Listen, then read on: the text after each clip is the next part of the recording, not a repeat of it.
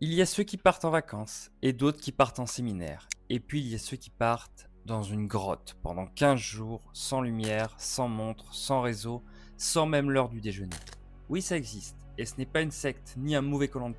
C'est Deep Time 2. Et ça commence aujourd'hui en Ariège, dans la grotte des Lombrives. Une expérience unique, poétique ou complètement absurde selon le point de vue mené par Christian Clot, explorateur, chercheur et homme manifestement pas traumatisé par le noir. L'idée, enfermer une douzaine de personnes, cette fois principalement des artistes et quelques scientifiques, pendant 15 jours, coupés du monde extérieur, dans l'obscurité naturelle et le silence total d'une grotte préhistorique.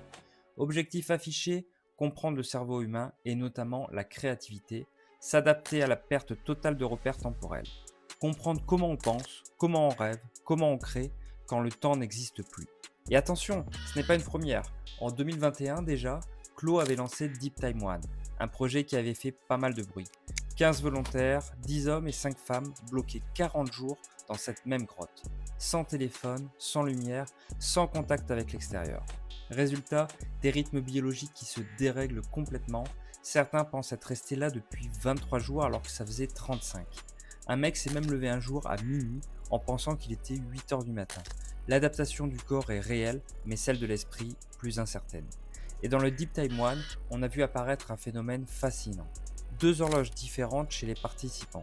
Une horloge individuelle, je mange quand j'ai faim, je dors quand je suis crevé, et une horloge collective, on se synchronise pour ne pas se marcher dessus. Deux temporalités parallèles qui finissent par entrer en conflit.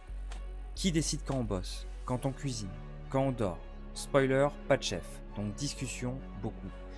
Et c'est là que ça devient passionnant, parce que pour cette deuxième édition, Clos change le casting.